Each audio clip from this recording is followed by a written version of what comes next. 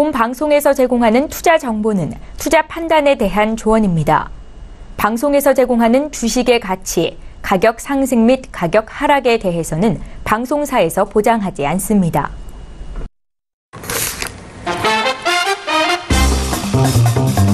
안녕하세요. 톡스타 2부로 다시 돌아왔어요. 저희 톡스타 2부도 우선은 즐겁게 즐기실 수 있는 참여 방법, 방송 보시면서 궁금하신 내용들 풀어가실 수 있는 참여 방법부터 공개할게요. 전화 023-153-2611번, 2612번 계속해서 같은 번호로 열어두고 있고요. 문자는 샵 0082번, 건당 100원의 정보 이용료가 부과된다는 점도 다시 한번 알려드릴게요. 자, 그렇기 때문에 무료로 이용하실 수 있는 두 가지 단체 톡방과 개인 톡방 참여 방법까지 알려드려야겠죠. 개인 톡방 같은 경우에는 검색창에 톡스타 검색하시고 저희 홈페이지에 들어오셔서 원하시는 스타분의 톡방에 입장하시면 원하는 스타와 함께 직접 1대1 상담 무료로 가능하니까요. 지금 바로 검색창에 톡스타 검색해보시기 바라겠고요. 단체 톡방 같은 경우에는 저하고 스타분들과 2시간 동안 방송 내내 소통하실 수 있는 그런 공간인데요. 카카오톡 오픈 채팅방 검색창에 톡스타 별톡방 검색하시고 입장하시면 바로 들어오실 수 있으니까요. 지금 바로 입장해 보시기 바랄게요. 자, 저희 2부에서도 퀴즈는 다시 한번 나갑니다. 오늘 퀴즈 정말 쉬웠죠? 오늘의 퀴즈 어떤 건지 화면으로 다시 한번 확인을 해보겠습니다. 나와주세요. 자, 오늘의 퀴즈였죠? 보겠습니다. 주식시장에서 주가의 등락폭이 갑자기 커질 때 프로그램 매매 호가의 효력이 5분 동안 일시 정지되는 것을 일컫는 말은 무엇일까요? 1번 사이드카, 2번 렌트카, 3번 캠핑카. 정답을 아시는 분들은 지금 바로 샵 0082번으로 문자 남겨주시면 되겠고요. 오늘 너무 쉬우니까 힌트를 안 드리고 싶은데 그래도 드릴게요. 가장 글자 수가 많은 보기를 골라주시면 되겠습니다. 자, 오늘도 정답을 샵 0082번으로 문자 보내주신다면 선물 우리 스타분들의 유료방송 일주일 무료 이용권을 타가실 수 있다는 점 다시 한번 공지해드리겠습니다. 자, 저희 톡스타 2부에서는요, 매일매일 더 많은 정보를 여러분들께 전달해드리기 위해서 항상 다른 코너들 준비하고 있는데요. 목요일인 오늘은 투자와 관련해서 증권스쿨 코너를 준비해봤습니다. 코너 명에서도 느껴지실 텐데요. 바로 교육강의 시간입니다. 강의를 들으시다가 궁금하신 점 있으시다면 전화, 문자, 개인 톡방, 단체 톡방 이용하시기 바라겠고요. 그렇다면 지금 바로 증권스쿨 시작하겠습니다. 재테크의 새로운 패러다임, 톡스타 오픈. 주식, 해외 선물, 가상화폐까지 모든 투자를 한눈에. 톡스타 이용 방법이 궁금하다면 검색창에 톡스타를 검색, 톡스타 홈페이지에 접속, 회원 가입 후 원하는 스타를 선택하면 준비 끝! 언제 어디서든 원하는 정보를 무료로 상담받으세요. 생활 속의 재테크 톡스타, 지금 바로 접속하세요.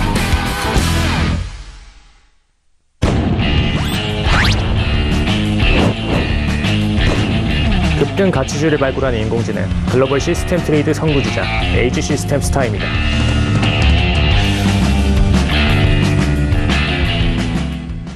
네, 바로 시작해볼게요. 자, 오늘은요, 증권스쿨 코너가 준비가 되어 있고요. 두 분의 스타분을 모시고 시작해보도록 하겠습니다. 인사부터 나눠볼게요. 안녕하세요. 네, 안녕하십니까. 네, 반갑습니다.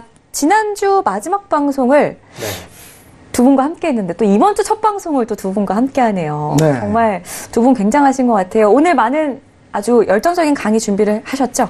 근데 뭐 강의도 준비했는데 아까 퀴즈 보니까 네. 그 유래가 좀 생각나더라고요. 그게 뭐냐면 이제 네. 원래 정답이 어떤 거냐면 네. 그 원래는 이게 트랙 경기죠. 그 F1 그랑프리라는 자동차 경주가 있어요. 그 자동차 경주에서 이제 사고가 나서 막 뒤엉키고 막 이러면 사이드에서 이제 차 하나가 옵니다. 차 하나가 와서 그걸 이제 속도를 좀 조절해주면서 정리해주는 그런 거에 유래돼가지고 이제 사실 정답이 그거거든요. 정답을 그래서, 그냥 예. 알려주시네요, 지금. 아, 그런가요? 아, 옆에서 차가 옵니다. 예, 옆에서 차가 한 대 와가지고. 알겠습니다. 오늘 정답 많은 분들이 해주죠. 맞춰주셨으면 좋겠네요. 샵 0082번으로 지금 바로 문자 보내주시기 바라겠고요. 우리 김범스타님이 오늘 첫 번째 강의 준비하셨다고 합니다. 오늘 주제 말씀해 주실까요? 네, 오늘 주제도 뭐 똑같습니다. 예, 오늘 경기 순환 분석을 계속 이어가도록 하겠습니다. 오늘은 금리하고 환율을 집중적으로 한번 파볼 생각입니다. 좋습니다. 환율 그리고 금리에 대한 이야기 요즘 시장에서 상당히 중요한 부분인 것 같은데요. 본격적으로 시작해 주실까요? 네, 다시 한번 시작을 한번 해보도록 하겠습니다. 네. 네, 일단 먼저 보시면은 뭐 뭐 처음부터 계속 시작하고 있죠. 처음부터 계속 언제 도대체 끝날 거냐. 근데 그만큼 중요하다 이런 겁니다. 오늘 만약에 주식 투자를 내가 안 해봤다라고 하시는 분들은 유튜브에 가셔서 그 이제 찾아보시면 톡스타 찾아보시면 이 교육 강의가 1강부터 쭉 있으니까요. 한번 보시면 제일 좋을 것 같고요. 그리고 나서 주식 투자 시작하셔도 됩니다. 지금 뭐 굳이 안 하셔도 됩니다. 좀 쉬었다 하시면 되니까. 네. 아, 참 살이 잘 나왔던 것 같아요. 이게 몇 년 전인지 잘 모르겠습니다. 지금 살이 많이 쪄가지고. 네, 살 좀 빼야 될 것 같네요, 빨리. 자, 요런 구간을 한번 노려보자. 2008년, 2007년, 2008년이거든요. 이게 2007년, 2008년. 이 구간에서 우리가 주식에 투자하고 있는 분들은 다 무너졌을 거예요. 경기 순환 분석을 잘 했다라면 이때가 거의 꼭지라는 사실을 알았을 겁니다. 오늘 우리가 금리를 할 건데, 이때가 금리가 미국이 4%대 였죠. 지금 몇 %죠? 다 알고 계시죠? 알고 계실 거라 믿고 아직 좀 많이 남았습니다. 많이 남기는. 금리가 이 꼭지일 때 우리가 과연 이때 주식 투자를 했어야 됐나 이런 생각을 해보시면 좋을 것 같고요. 그리고 우리가 이런 순환 분석을 우리가 분석을 해놓으면 결국에는 나중에 다 뼈가 되고 살이 되고 결국은 이때는 어떤 종목에 투자하는 게 중요한 게 아니라 에셋 클래스, 어디 에셋 클래스에 내가 투자하냐가 제일 중요하다고 지금 한 8번째 얘기를 하고 있습니다. 네. 자, 오늘 제가 하는 방법, 제가 할 건 요거예요. 네. 주식을 분석하고 경기 순환 분석. 이거 좀 깁니다. 긴데 잠을 수도 있어요. 근데 제가 이거 대학교에서도 강의 해봤거든요. 근데 제가 할 때는 잔 사람이 없더라고요. 네. 진짜입니다, 이건. 네. 자, 시장 이슈 및 트렌드 분석. 오늘은 좀 수급 분석만 죽어라 하다 보니까 사람들 좀 재미없다라 이런 분들도 있을 수도 있을 것 같아서 그런 분 없었는데 혹시나 있을 것 같아서 시장 이슈하고 트렌드 분석을 한번 해볼게요. 자, 오늘 좀 재밌었습니다, 오늘. 자, 오늘 시장. 자, 우리가 휴장이었죠. 우린 휴장이었는데 상해는 중국 증시는 열렸고요. 미국 증시도 열렸는데, 이거 잘렸네. 하여튼 미국 증시는 어떻게 됐냐면 이렇게 떨었어요. 예. 참 특이하죠. 지금 이 중국 증시하고 미국 증시, S&P, 밑에가 S&P 500 차트, 위에가 상해 종합 차트인데, 반대죠, 반대. 그쵸? 딱 봐도 반대죠?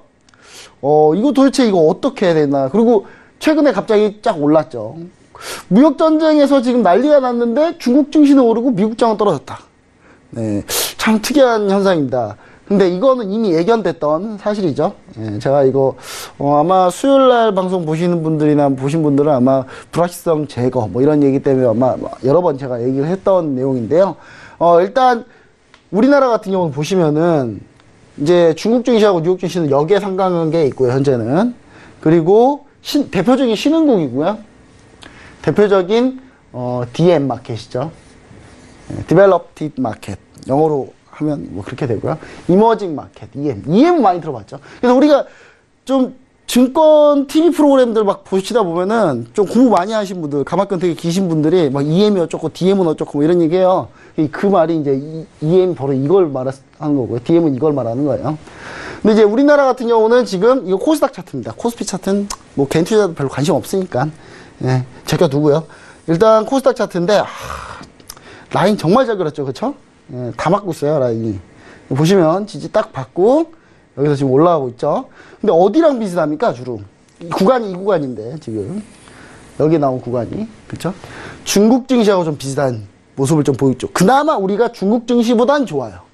그런데 이것도 사실 오늘 증시에서 좀 바뀔 수도 있다는 생각을 좀 해봤습니다. 그게 뭐냐면 계속 중국만 따라가지 않았다는 거예요. 우리나라 증시 오늘 반등을 했던 이유는 연휴 동안에 중국이 강했기 때문에.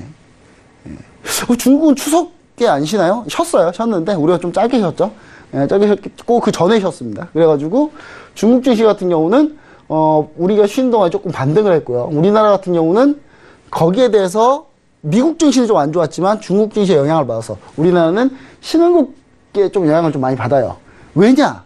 우리나라 신흥국은 아니에요. 우리나라는 사실 이머징 마켓에 들어가 있긴 합니다, 지금도. 근데 DM에 아직 원래 들어갈 나라인데 DM에 왜 못 들어갔냐? 뭐 여러 가지 이유가 있습니다만은 MSCI에서 선진국 중에서 편입이 안 되고 있는데 일단은 현재 EM에 있는데 우리나라 특히 대외 의존도가 좀 높죠. 수출 중심의 대외 의존도가 높고 신흥국 쪽의 대외 의존도가 높기 때문에 중국 증시의 영향을 좀 더 많이 받았다. 이렇게 보시면 좋을 것 같습니다. 최근에 트렌드가 그렇다는 거고요. 근데 최근에 이랬는데 좀 바뀔 수 있다는 건 뭐냐면 중국에서 MSCI 신흥국 지수 EM에 편입이 됐는데 중국 상해 본토 증시가 편입이 되게 되면서 한국에 투자할 자금, 그러니까 제가 다시 한번 또 그리 보지만 3하고 5를 이으면 우리나라 지도가 된다 그랬잖아요. 이렇게. 잘 그렸다 이거네. 네. 이게 중국이죠. 이게 중국. 그러니까 우리나라인데 일본은 한 요만하죠. 일본. 네. 곧 제주도랑 비슷하잖아요. 일본이 크기가. 네. 일단 뭐 이렇게 생겼는데 일단 보시면 아시겠지만 우리나라에 투자될 자금이 중국 MSCI EM에 편입되면서 같은 EM에 있다 보니까 우리나라의 자금 투자할 돈이 중국으로 좀 빠져나가는 면이 있습니다. 오늘 그걸 좀 설명해 드리려고 해요. 예. 왜냐하면 선진국 지수, 신흥국 지수에 들어갈 때 제가 얘기 드린 게 뭐냐면 대부분의 ETF 펀드와 모든 펀드들은 대부분 투자를 어떻게 하냐. 자기 자산의 60%나 50% 조금 넘는 비중을 인덱스에다 투자합니다. 인덱스에다 골고루 투자를 해놓고 일부 비중을 약간 비트하는 알파 형태로 투자를 하거든요. 근데 그런 투자 형태는 조금이고 사실은 자금의 한 50에서 60% 그 이상을 인덱스에 투자하는데 인덱스 투자할 때 바로 이 MSCI EM 지수 이런 걸 많이 쓰거든요. 그러면 이제 중국이 편입되면 우리나라의 투자 균일적으로 인덱스로 이렇게 쭉 펼쳐놓고 균일적으로 비중별로 투자했던 그런 자금들이 중국이 생기면서 그쪽으로 자금이 좀 몰리겠죠. 그러면서 이게 좀 우리나라 자금이 좀 빠져서 중국 쪽으로 투자가 되고 있다. 근데 이번에 추가적으로 더 늘어난다. 그 편입 비중을 더 늘리겠다라고 하게 되면서 이게 추가적으로 중국장이 조금 더 대형주가 조금 더 탄력을 받았던 그런 상황이었습니다. 네, 보시면 국내 증시는 중국 증시와 뉴욕 증시의 샌드위치 된 상태인데 양쪽에 영향을 받긴 하는데 중국 증시 좀 더 영향을 받았죠.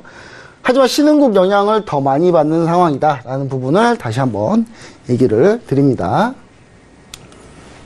네, 그러면서 이제 오늘 수급을 한번 봐볼게요. 오늘 수급을 보시면은 자, 오늘 외국인이 샀네요. 그렇죠? 샀어요. 기관은 팔았어요. 어디서 팔았냐? 투신, 금융투자, 보험. 보험이 웬일로 오늘? 보험 웬일이지? 예. 근데 원래 기관 투자자들이 다 각자 사고 팔고가 각자 다 다르거든요.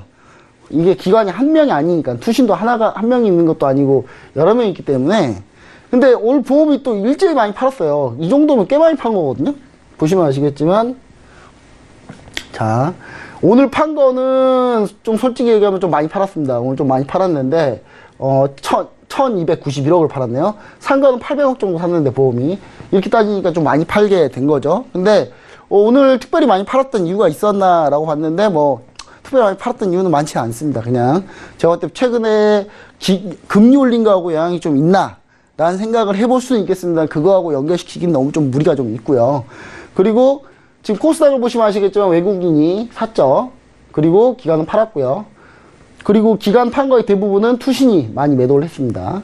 자, 그럼 외국인이 샀는데 기관은 팔았고, 그럼 이제 프로그램 거래를 한번 볼게요. 차익하고 비차익. 자, 차익하고 비차익 보시면 차익은 매수, 비차익도 매수. 그러니까 한마디로 대부분 외국인은 오늘 차익과 비차익 모든 프로그램 매매에서 좀 많이 샀다. 그리고 오늘 투신하고 보험이 매도를 했기 때문에 프로그램 매매가 많이 없어요. 매도로. 그쵸? 이 부분을 잘 캐치해야 된다. 금융투자가 매도가 많이 세면 프로그램에서 매도가 나오는 경우가 가끔 있어요. 많이 있는데 외국인이 안 하더라도. 근데 오늘 같은 경우는 금융투자가 조금 어느 정도 팔았고 외국인이 많이 샀는데 대부분의 이 프로그램 매매를 누가 했겠다고 보시면 좋을 것 같습니까? 외국인이 많이 했다. 그리고 금융투자에서 오늘 프로그램 매도를 자기 매매 정도에서 금융투자에서 좀 했다. 즉 프랍데스크에서 금융투자, 그러니까 증권사 프랍 딜러들 있잖아요. 막 모니터 한 7, 8개 놔두고 막 엄청 심각하게 막 표정 짓고 매매하시는 분들. 예, 그런 분들 이제 프랍데스크에서 조금 매매를 좀 많이, 매도로 많이 했다라고 보시면 가장 좋은 해석이 될 겁니다. 그리고 선물은 오늘 외국인이 10,000개 했어요, 10,000개. 10,000개, 10,000개 넘었거든요. 흑매수가. 이걸 우리들끼리 그냥 저희 용어로는 10,000개 했어, 10,000개, 외국인. 10,000개야. 이런 얘기를 많이 하는데 만 개를 잘 넘진 않는데 선물 같은 경우는 일단 만 개 했습니다. 예, 만 개 넘었죠. 그리고 개인과 기관이 죽어라 매도를 했네요. 오늘 선물에서 손실이 어마어마했을 겁니다. 우리나라 개인하고 기관 투자자들 참 방향 정말 못 맞춰요. 예, 개인 투자자들은 항상 못 맞추고. 자, 보시면 아시겠지만 이게 업종별입니다. 업종별이면 오늘 우리가 중점적으로 봐야 될 게 뭐냐면 전기전자예요. 전기전자 외국인이 팔았습니다. 외국인이 뭐 했다고요? 오늘 샀잖아요. 근데 전기전자는 팔았어요. 이게 뭐 때문에 그렇다? 뭐 때문에? 연휴 동안에 나온 마이크론 이슈. 마이크론에서 향후 전망 낮추면서 IT들이 오늘 별로 안 좋았죠. 삼성전자, SK하이닉스, 아니 마이크론 안 좋은데 삼성전자, SK하이닉스가 왜 안 좋냐라고 물어보면 답이 없어요. 이게 왜냐면 같은 업종이라는 걸 또 다 설명을 해야 되는데 같은 업종이에요. 삼성전자가 1위, 그리고 하이닉스가 2위, 마이크론이 3위 쭉 있어요. 근데 중요한 거는 마이크론이 안 좋은데 그럼 삼성전자하고 SK하이닉스 왜 같이 떨어졌냐? 그냥 같은 반도체 업종을 안 좋게 본 거예요. 한마디로 미국에서 오늘 애널리스트 리포트 나온 것들 다 매도 리포트 나왔던 거 뭐냐? 마이크론을 향한 것이었을까요? 과연 이게? 아니죠. 예.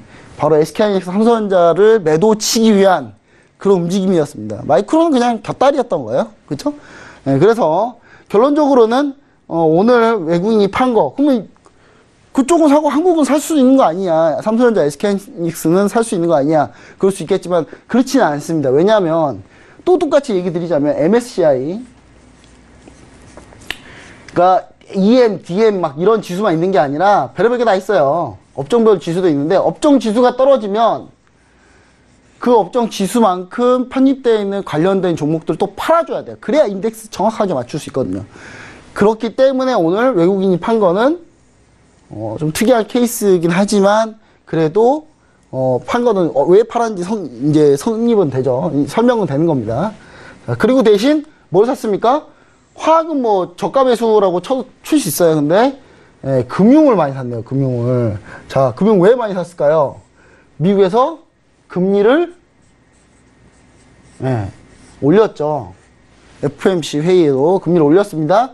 금리 올렸기 때문에 금리 올리면 왜 금융업이 왜 외국인 순매수가 들어올까? 당연합니다. 왜냐? 예대 마진. 이 예대 마진이 금리가 올라가면 올라갈수록 마진폭이 더 커져요. 1% 금리가 1%대 은행 마진하고 금리가 2%대 마진이 다릅니다. 수익이. 금리가 올라갈수록 먹는 폭도 더 많아져요. 왜냐? 얘네 돈놀이 한다니까. 그쵸?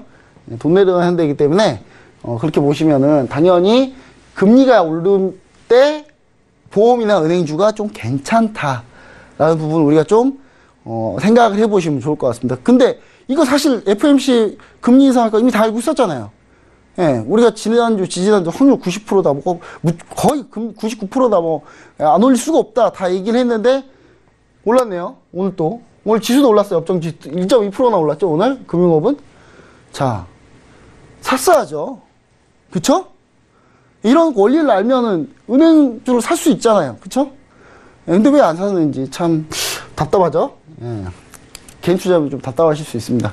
자, 이거 지난주 했던 건데요. 일단 뭐 간단하게 읽고만 가겠습니다. 경기순환은 거시경제지표로 요약되는 총체적인 경제활동의 경제의 성장 추세 중심으로 상승과 하강을 반복하는 현상을 경기순환이라고 합니다. 경기순환 뭐 이런 것도 있다. 지난주에 했었고요. 복습하는 차원에서 하는 겁니다. 자, 그리고 기본 거시경제지표에는 국민소득 계정, 명목 GDP하고 실질 GDP가 있는데 명목 GDP는 뭡니까? 그냥 우리 GDP 성장률, 실질 GDP는 물가 상승률을 뺀 거죠. 그러면 실질 GDP가 나온다라는 부분 얘기 드렸고, 수지에는 경상수지에는 상품수지, 서비스수지, 본원수지 뭐 이런 게 있고요. 그다음 자본금융수지 이렇게 있다라는 부분 얘기 드렸습니다. 미국 같은 경우 어떻다고요? 경상수지, 재정수지 다 적자. 다 적자라고 했죠? 제가. 그럼 어디서 수익이 남냐? 자본금융수지에서 수익이 많이 납니다. 예. 이걸로 버티는 나라예요. 이 나라는. 자, 물가지수에는 CPI, PPI. 예. CPI 소비자 물가지수, 예, 생산자 물가 지수가 있는데 소비자 물가 지수는 크게 민감하진 않다라는 부분 제가 설명을 드렸었고요. 예, PPI가 많이 민감합니다. 지표나 뭐 이렇게 산업 전반적인 활동에 대해서 상당히 민감한 게 PPI고, PPI가 움직이면 몇 개월 뒤에 CPI, 소비자 물가 지수도 움직인다는 부분. 예, 다시 한번 얘기 드리고요.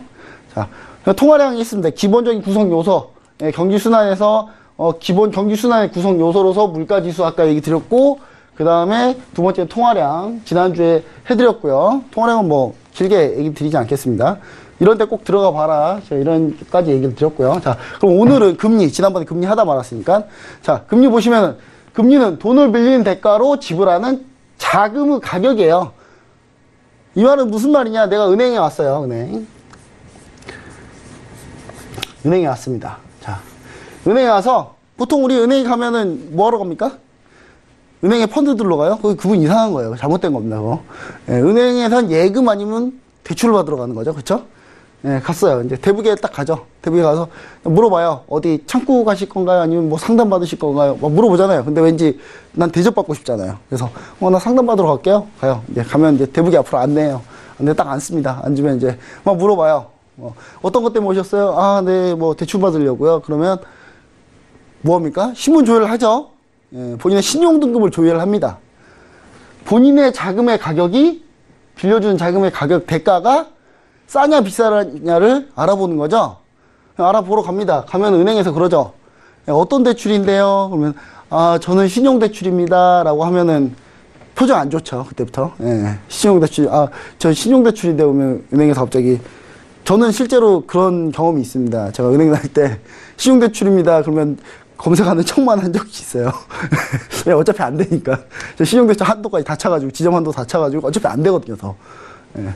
그리고 담보대출이다, 그럼 저기 부산까지도 가요. 예. 얘기하면 부산까지 출장 갑니다. 출장 가서라도 담보대출 받아와요.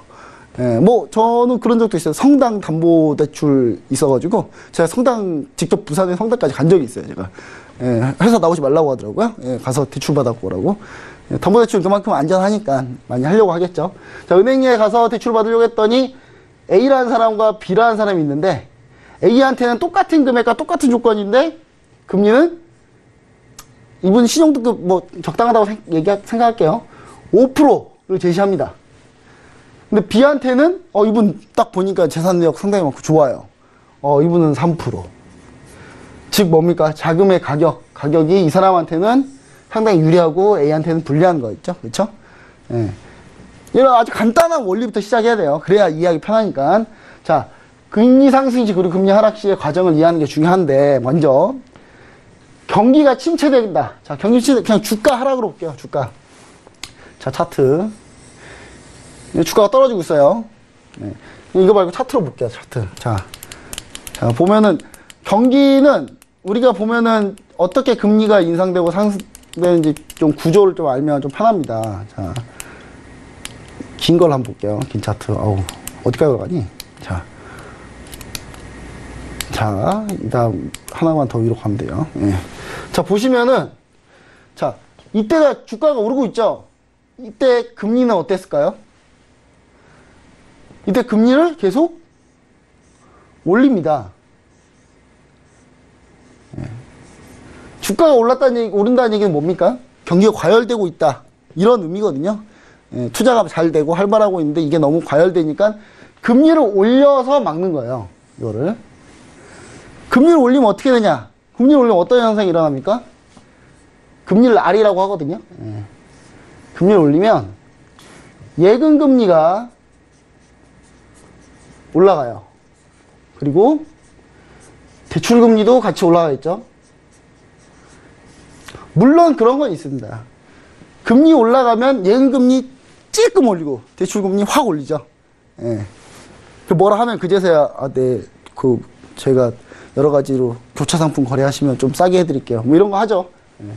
자, 금리를 올리면 예금 금리하고 대출 금리 올라가는데 예금 금리 올라가면 어떻게 합니까? 우리가 은행에 예금 하려고 합니까? 주로 예금 하려고 하죠. 예. 금리가 높으니까 돈 이자 많이 준다는데 은행에 돈 넣으려고 하겠죠. 자, 대출 금리가 올라가면 어떻게 합니까? 대출을 받으려고 합니까? 받으려고 하지 않죠. 예. 그렇게 되면 어떻게 됩니까? 시장이 있고 여기가 예를 들어서 시장. 여기가 은행인데 돈이 어디에 있겠습니까? 이러면 시장에 있는 돈이 은행 쪽으로 많이 가겠죠.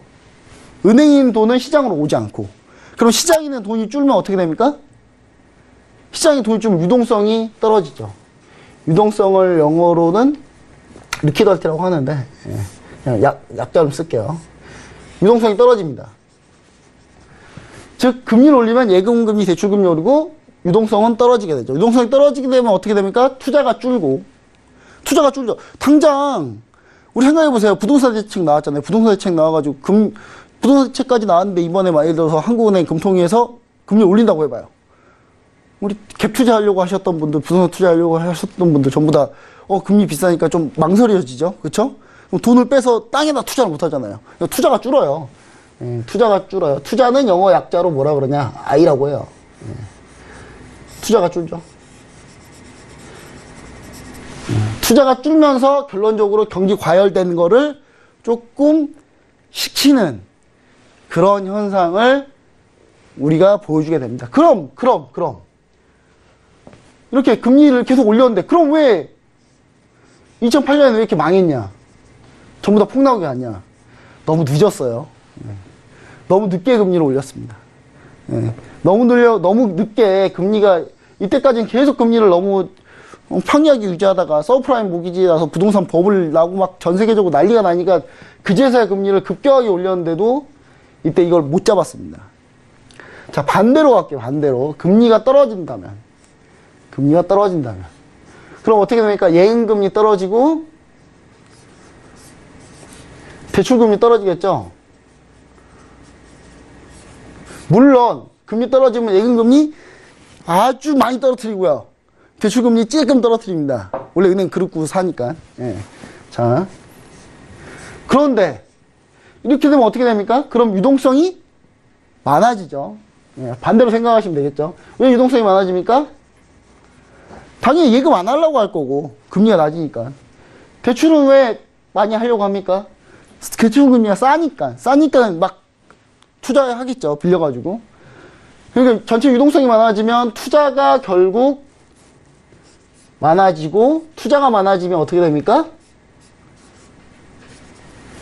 결국 투자가 많아지면 경기가 계속 죽었던 경기가 살아나게 되겠죠. 그렇죠? 그래서 이럴 때 경기가 안 좋을 때 주로 하는 게 금리를 내리는 겁니다. 금리, 여러분 딱 이거 하나만 잘 생각하시면 돼요. 오늘 뭐 환율은 못할 것 같은데 일단 이거 하나 생각하시면 돼요. 금리를 내리고 있다. 주식 투자하시면 안 돼요. 금리를 올리고 있을 때 주식 투자를 하시는 거예요. 하셨을 때 꼭지만 안 잡으면 된다는 거죠. 그렇죠?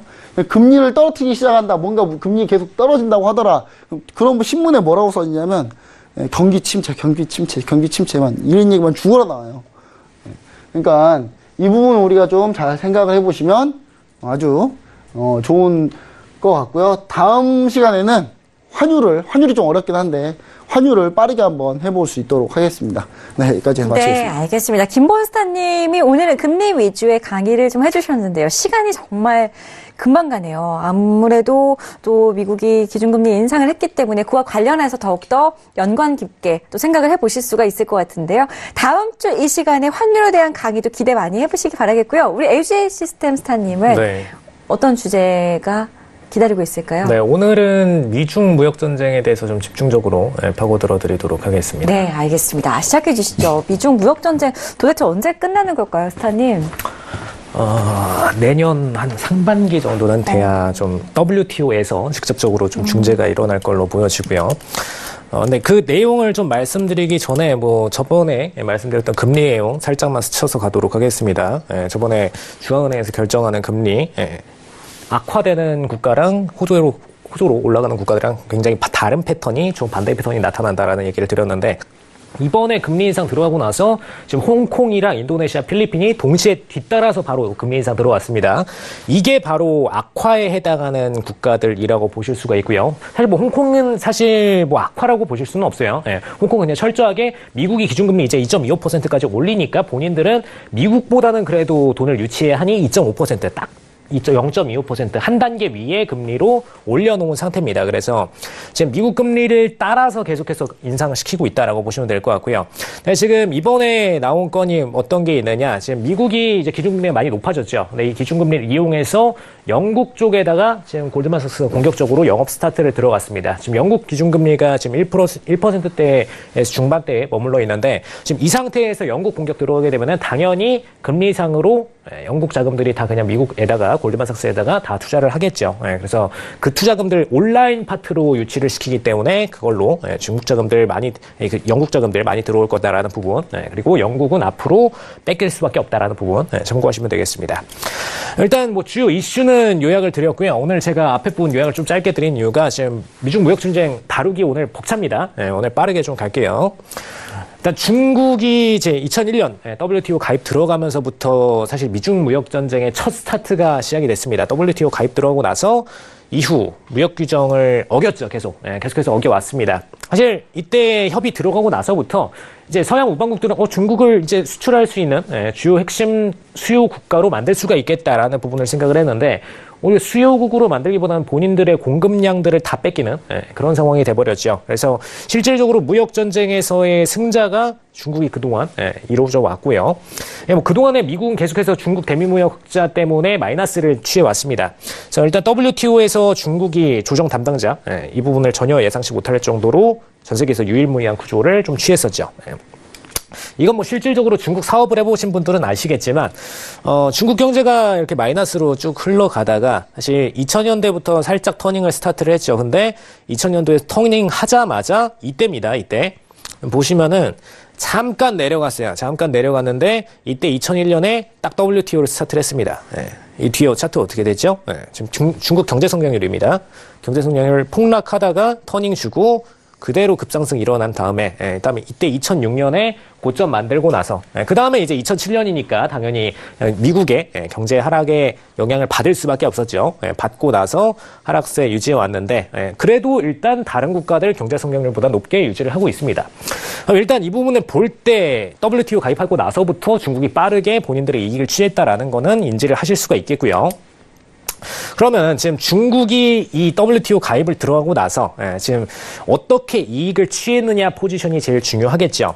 보시면은 지금 중국 진출 한국 기업에서 뭐 한중 아쿠아 체감에 대한 얘기입니다. 근데 뭐 이거는 중국 사업을 해보신 분들은 많이 아시겠지만 저 같은 경우에도 K-팝 관련 콘텐츠들을 중국 쪽으로 역직구하는 플랫폼을 갖고 있었어요. 근데 실질적으로 중국 안으로 영업을 들어가시면요. 마케팅 들어가시면은 마케팅 파트에서부터 이미 벌써 자릅니다. 뭐 바이두나 뭐 해당 SNS 채널들에서 벌써 이미 외국 기업이면 심사에서 까다로워져요. 하나가 까다로워지고 커팅을 하죠. 근데 그것뿐만 아니라 기본적으로 지적재산권 이전에 대한 얘기들을 많이 합니다. 일반 소매업들은 이런 얘기들을 잘 못 듣다 보니까 체감을 못 하실 수 있어요. 근데 기술력이 점점 하이테크로 올라가면 올라갈수록 중국 기업들한테 기술 이전 들어가라. 이 얘기를 그동안에 많이 해왔죠. 최근 들어서 이제 살짝 눈치 보는 느낌은 있는데 그동안에 뒤에 백그라운드에서 뭐 많이 해왔던 거는 알고 계실 거고요. 이것 때문에 삼성전자도 중국에다 괜히 돈 들여가면서 R&D 센터 설치해가지고 기술 납품해줬죠. 그래서 그걸로 인한 마이너스가 굉장히 컸다라는 거. 다른 외국 국가들도 마찬가지입니다. 그게 핵심적으로 존재를 했었다라는 거 인지를 하시면 되겠고요. 근데 이게 끝이 아니라 저번에 제가 알리바바에 대한 얘기를 살짝 드렸는데 알리바바 같은 경우에 이제 이베이나 핵심 지금 미국에 있는 소셜 커머스 혹은 지금 오픈마켓 시장들과 경쟁을 할 때 알리바바 같은 경우에는 굉장히 자본적으로 여유로운 경쟁을 했어요. 근데 그 이유가 여기에 있습니다. 지금 WTO 회원국들 같은 경우에는 보통 본인들 국가 기업들의 보조금을 지원을 할 때, 보조금 지원할 때 이 정책을 좀 공개를 하게 되어 있어요.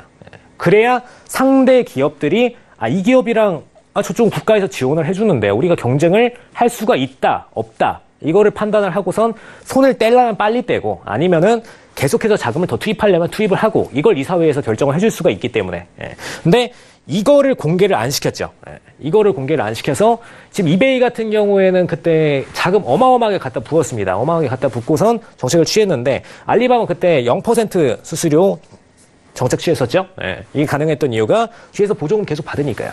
보조금 받아주고 그다음에 뭐 투자금 뭐 기존에 뭐 이제 소프트뱅크나 이런 쪽에서 받긴 했지만 그거 외에도 기본적으로 중국에서 백그라운드 지원이 있었기 때문에 0% 계속해서 이베이나 다른 오픈마켓들이 물러갈 때까지 취할 수가 있었습니다. 그래서 여기서 핵심적으로 마이너스 요인이 발생을 했었다라는 부분 참고하시면 되겠고요. 대표적인 기업이기 때문에 대표 사례로 들어드렸습니다. 그래서 이런 것처럼 보조금 지원에 대한 부분 그리고 기술 이전에 대한 부분, 이 라이센스에 대한 얘기죠. 이 두 가지 파트에서 핵심적으로 중국이 강제적인 이득을 점해왔다라는 거, 그래서 경쟁에서 이겨왔다는 거. 근데 이게 만든 사례가 무엇이 있느냐?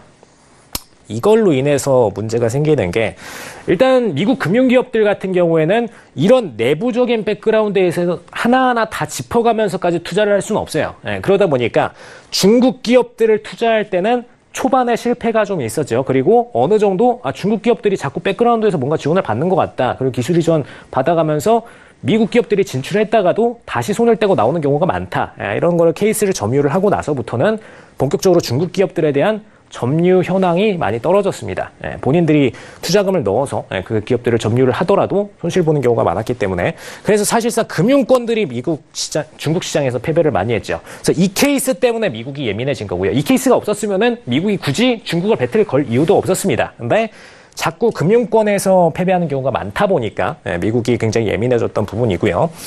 네, 이 부분은 이제 중국 대중 무역 흑자에 대한 부분 마이너스입니다. 그죠? 마이너스인데 계속 깊어졌다는 거를 좀 간단히 짚어드리려고 보여드렸어요. 2010년부터 뭐 인플레이션을 고려하더라도 기본적으로 지금 마이너스 2730에서 지금 마이너스 3752까지 이렇게 계속해서 마이너스로 흘러갔는데, 사실상 최근에 보시면은 이 마이너스 3752가 정말 이제 뭐 전체가 100이라면은 100 중에서 1, 2% 차이로 이렇게 비등비등한 차이가 아니고요. 이 차이가 어마어마합니다. 왜냐? 지금 미국이 중국한테서 수입하고 있는 금액이 5천억 달러 정도 됩니다. 5천억 달러 정도가 되고, 중국이 미국한테서 수입하고 있는 금액이 1,500억 달러 정도가 돼요. 이 차이가 3,500인 겁니다. 이 차이가 3,500이면은 사실상 중국이 미국한테 총 수입하는 물량보다 2배가 넘어요. 마이너스 되는 금액이. 그렇기 때문에 이 차이가 그냥 애매한 비등비등한 차이가 아니라 거의 그냥 중국이 날로 먹고 있었다라는 거, 날로 먹고 있었다라는 거를 그냥 아실 수가 있고요. 이 금액을 좀 잘 기억해 두셔야 됩니다. 1,500억, 그다음에 5천억. 미국이 중국한테서 수입하고 있던 금액, 중국이 미국한테서 수입하고 있던 금액. 이거 기억하시고 다음으로 넘어가시면은, 지금 최근 들어서 관세부가 한 거를 좀 나열을 드렸죠. 지금 이번 추석 때 나열한 거는 지금 다음 차트에 있습니다. 추석 때 관세부가 추가적으로 배틀 들어갔죠. 지금 보시면은 일단 1단계, 2단계, 그리고 3단계에 걸쳐서 관세부가 스타트가 됐는데, 이날 제가 서울경제TV 아침 글로벌 슈퍼스탑 방송 딱 할 때였어요. 이때 바로 시행 들어갔는데, 7월 6일이었습니다. 1단계. 340억. 들어가고 중국 똑같이 340억 매겼어요. 그 다음에 2단계가 8월 23일 기준으로 이제 1개월씩 차이 나는 거죠. 160억 들어가고 160억 들어가고, 여기는 애초에 딱 정해져 있던 플랜이었습니다. 500억. 500억 둘이 서로 결정해 놓고 있었어요. 그래서 이거는 뭐 예정된 플랜이었는데, 내용을 좀 보시면은 중국은 철저하게 1단계에서 1차 산업, 2단계에서 2차 산업, 3단계 3차 산업 이렇게 매겼습니다. 근데 이번에 지금 중국에서 매긴 금액 차이를 보시면은 미국이 2천억 달러를 매겼고 중국이 600억 달러를 매겼어요. 중국이 작아 보이죠? 그죠? 중국이 덜 매긴 것 같고 중국이 그나마 보복을 덜한 것 같고 이런 느낌이 좀 듭니다. 근데 이 아래 총금액 대비를 좀 보시면은, 총금액 지금 아까 전에 총 중국에서 수입하는 금액 5천억 달러라고 얘기를 드렸죠. 미국이 중국에서 수입하는 금액, 그거 대비해서 지금까지 매긴 관세가 2,500억 달러입니다. 그죠?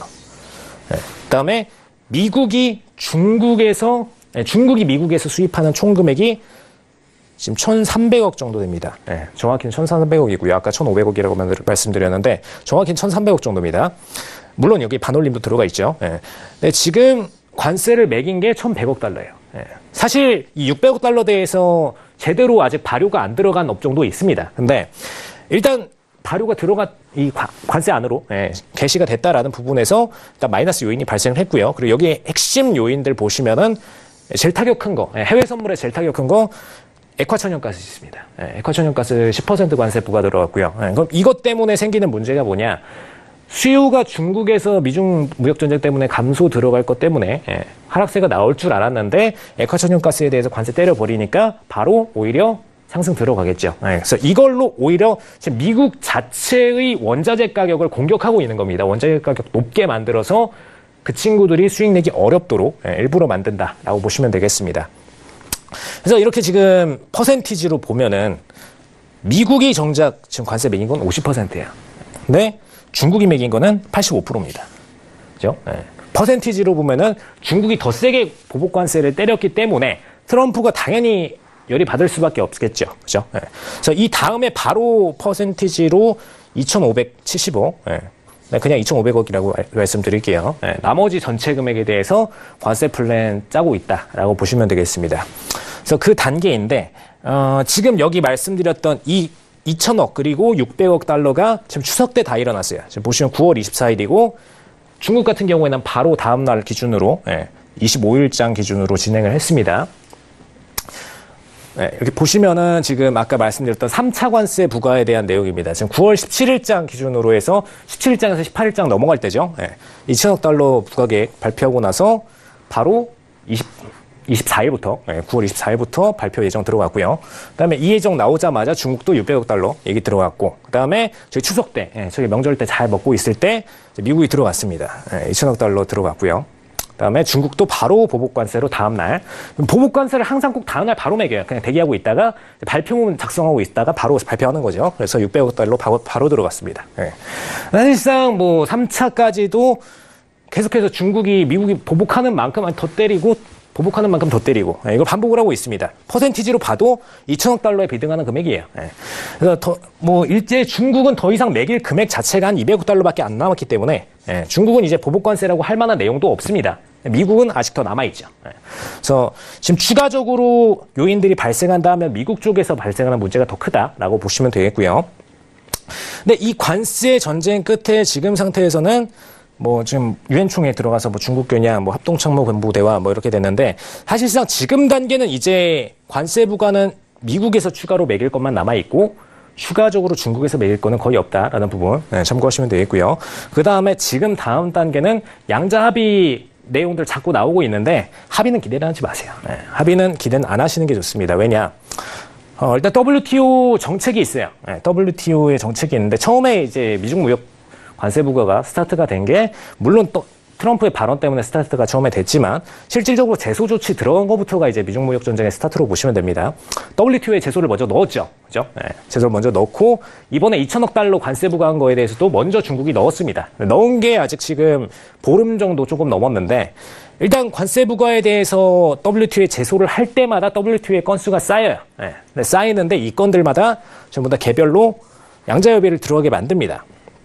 그래서 지금 중국 같은 경우에는 기존에 WTO 관행들을 좀 많이 깨왔기 때문에 이런 부분들을 WTO가 알고는 있지만 일단 제소 조치 들어가면은 먼저 배틀을 건 국가, 한마디로 관세 부과를 먼저 건 국가에 대해서 마이너스 요인이 있기 때문에 제소 조치를 들어간 거죠.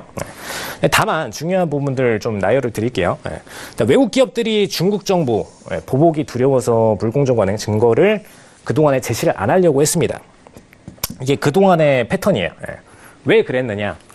중국 정부가 진행했던 패턴이 있어요. WTO 제소 조치가 들어갈 때마다, 한마디로 지금 이 내용은 이제 미국에서 중국한테 들어갈 때, 혹은 서양 우방국들이 중국한테 제소 조치를 들어갈 때, 그때의 경우에 일부 기업들이 이 제소 조치를 들어가더라도 나머지 동종업계 기업들이 자료 제출을 안 했습니다. 왜냐? 자료 제출하는 순간에 바로 중국에서 페널티 가기 때문에.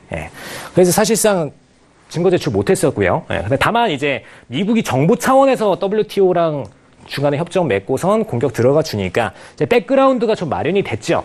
백그라운드가 마련이 됐지만 아직까지는 중국 기업들, 중국에서 사업하고 있는 기업들이 제대로 얘기는 못했습니다. 그리고 이제 중국에 진출하고자 하는 상당수 국가들도 입장은 당연히 마찬가지였고요. 근데 반면으로 따지면은 지금 미국에서 사업하는 기업들, 미국에서 사업하는 기업들이 피해를 미국에서 보면은 바로 제소 조치 들어갑니다. WTO에. 그동안에 미국한테는 배틀을 많이 걸어왔어요. 근데 미국의 승소 사례는 거의 90%에 가깝습니다. 그래서 미국 기업들을 대상으로 배틀을 걸어도 사실상 미국에서는 대부분 거의 다 미국이 승소를 했죠. 그다음에 중국에서 배틀했을 경우에도 중국이 대부분 다 승소를 해왔습니다. 근데 중국과 미국이 정부 대 정부로 맞다이를 뜬 경우는 거의 없죠. 그래서 좀 중요한 내용을 보시면은 여기서 양자협의를 기대하셨던 분들 60일간의 양자협의 원래 제소 조치를 딱 들어가고 나서 피제소국에 대해서 응하고 나면은 한마디로 이제 미국이 제소 조치에 대해서 응하겠다. 양자협의 들어가자라고 하면은 30일 이내에 양자협의 개시 들어갑니다. 근데 이미 1차 처음으로 관세 보호한 거에 대해서는 양자협의 기간이 거의 다 끝났어요. 거의 다 끝났고 지금 WTO 이제 중재 과정으로 넘어가야 됩니다. 근데 핵심안은 2천억 달러에 대한 부분이죠. 근데 이 안에 대해서도 역시나 양자협의 거쳐야 되고요. 그다음에 이거 해결을 못할 경우에는 보통 제소국 패널 설치로 들어갑니다. 근데 지금부터는 완전히 패널 설치 기준으로만 진행이 된다라고 보시는 게 맞습니다. 왜냐? 이제 중국이랑 미국이랑 협상하는 단계가 기존에 이제 대통령과 주석끼리 처음에 협상 단계를 시작을 했다가 처음에 그래서 대중 파견할 때 바로 문우신 장관이랑 윌버로스 상무장관이 넘어갔죠. 근데 그 이후부터는 사실상 계속해서 단계를 낮춰왔습니다. 장관급에서 차관급으로 낮추고 그냥 대표단급으로 낮추고 그 다음에 지금 위에서 협상하던 장관이나 차관들을 전부 다 나프타로 뺐어요. 왜 뺐느냐?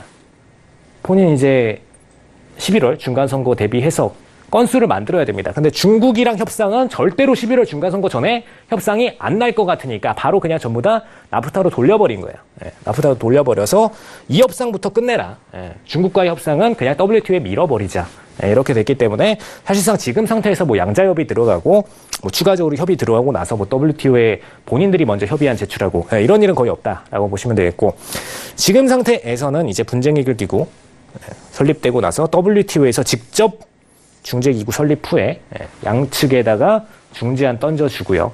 중재안 던져주고 나서 대표, 권위전환 통상 전문가 3명으로 구성됩니다. 3명으로 구성되는 패널 기준으로 해서 본인들의 중재를 만들어 놓고 던져주고 국가에서 이 부분을 수용하도록 기다리는 과정만 남아있다라고 보시면 되겠습니다. 근데 지금 이 과정들을 두고 나서 핵심적으로 어떤 과정들이 이루어지는지를 좀 보셔야 되는데 일단 패널들이 양국으로부터 2차 서면 보고 거치고 그 다음에 사무국 통해서 잠정보고서 통해서 분쟁 당사국한테 놀린다. 이거는 그냥 너무 형식적인 부분이기 때문에 사무총장 발언으로 좀 넘어갈게요. 사무총장 발언으로 넘어가시면은 사실 지금 사무총장의 관점은 미국이 탈퇴를 안 하는 데에 포커스가 맞춰져 있습니다. 왜냐? 미국이 지금 WTO가 미국 발언을 안 들어주면은 빠르게 탈퇴하겠다라는 부분을 미리 던져놨기 때문에 사실 WTO 지금 총장 입장에서는 그 부분을 제일 두려워하고 있어요. 왜냐? WTO에서 미국이 탈퇴하고 나면은 핵심 G2 국가 중에 남는 국가는 중국만 남습니다. 그럼 나머지 서양 우방국들은 중국에 끌려가는 무역을 진행을 할 수밖에 없어요. 그래서 이것 때문에 미국이 그동안에 90% 승소했다라는 부분 그리고 WTO 안에서 미국이 수익 냈다는 부분 이 부분에 대해서 이 두 가지를 좀 주장을 하고 있는데 사실 WTO에서 미국이 탈퇴해도 미국이 잃을 부분은 크게 없습니다. 왜냐 이미 관세 부과 다 진행하고 있기 때문에 WTO 국가들에 대해서는 관세를 낮게 진행했어야 되는데 WTO 대상국들한테도 전부 다 높게 관세를 진행하고 있기 때문에 지금 상태에서 잃을 부분은 없어요. 근데 일단 WTO에서 탈퇴하고 나면은 오히려 WTO가 잃을 게 더 많습니다. 그렇기 때문에 지금 상태에서는 WTO가 오히려 미국을 잡는 패턴을 많이 보여줬죠. 내용 보시면은 일단 다른 회원국들 한마디로 이제 영국이나 유럽 EU 국가들 얘기하는 겁니다. 그래서 그 국가들과 공통 불만사항, 한마디로 중국에 대해서 본인들이 피해 봐왔던 것, 이것을 알고 있다라고 언급을 했죠. 그럼 중재기구 설립할 때도 앞으로 중국을 공격할 수 있는 중재기구 구성원 중심으로 설립될 가능성이 높습니다. 그래서 이것 기준으로 보시면은 지금 앞에 지금 미국과 중국이 주장하는 부분,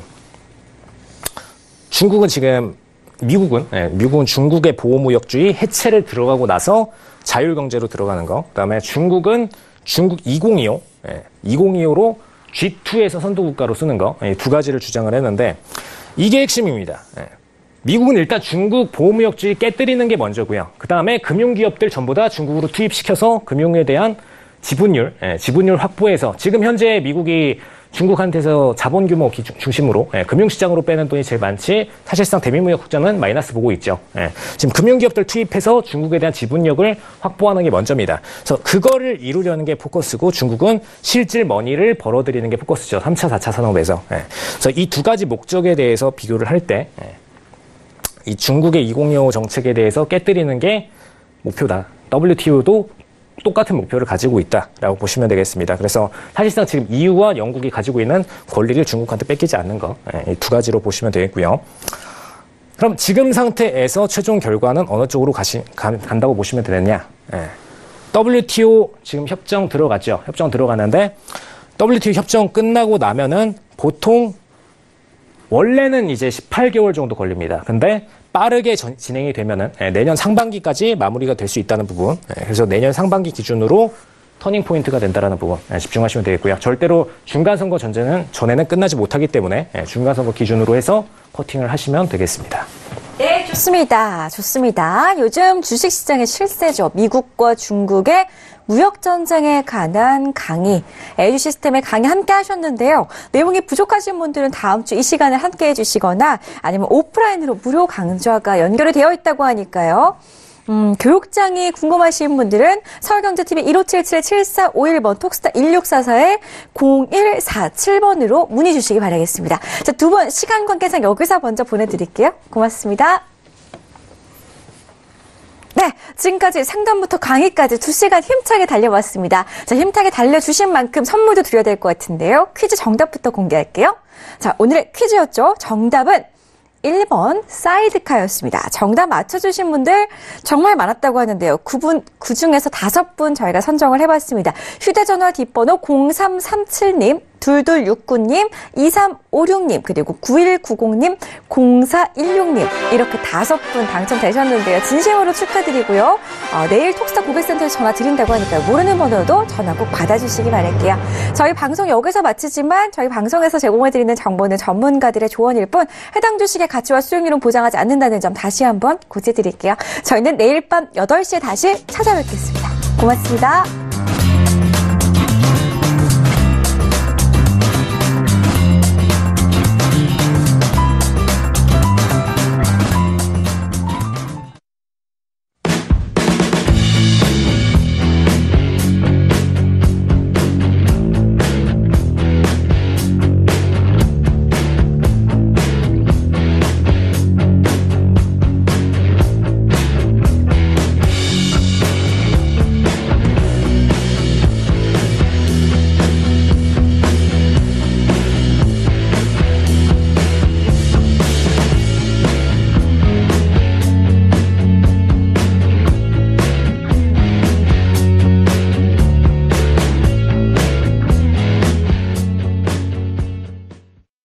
본 방송에서 제공하는 투자 정보는 투자 판단에 대한 조언입니다.